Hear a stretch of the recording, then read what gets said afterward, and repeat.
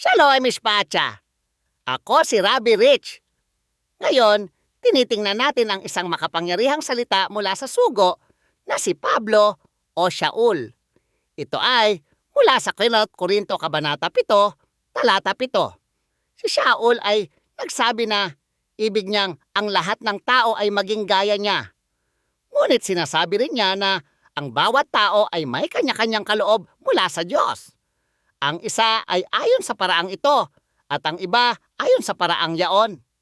Maraming tao ang iniisip na si Shaul ay laging binata.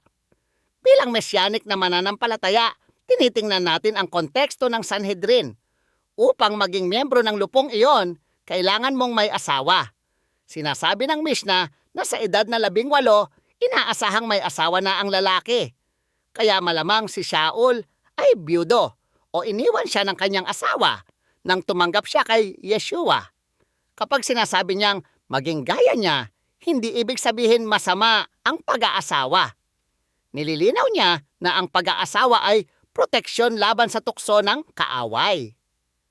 Ang Korinto ay tinawag na lungsod ng kasalanan kung saan ang pakikipagtalik ay laganap. Sa ating panahon may katulad na panggigipit sa moralidad. Ngunit tinuturuan tayo ni Shaul tungkol sa karisma o espiritual na kaloob. Ang pagiging walang asawa ay isang kaloob mula kay Adonai dahil nagpapalaya ito para sa buong debosyon. Ngunit ang pag-aasawa ay isa ring kaloob at sumasalamin sa pagkakaisa ni Yeshua at ng kanyang kahilat. Hindi dapat tayo magmadali na baguhin ang ating kalagayan para lamang sa kapakanan nito. Kung ikaw ay may asawa, manatili at parangalan ang Diyos. Kung ikaw ay walang asawa, gamitin ang kalayaan upang maglingkod sa kaharian. Ang kasalukuyang kalagayan ng mundong ito ay pansamantala lamang. Tuli man o hindi, alipin man o malaya, ang mahalaga ay pagtupad sa mga utos ng Diyos. Huwag maging alipin sa mga tuntunin ng tao o sa mga inaasahan ng lipunan. Ang katayuan ng iyong relasyon ay hindi sukatan ng kabanalan, kundi plataporma ng paglilingkod. Kung itinuring ka ng Diyos na manatiling walang asawa, yakapin ito para sa kaharian.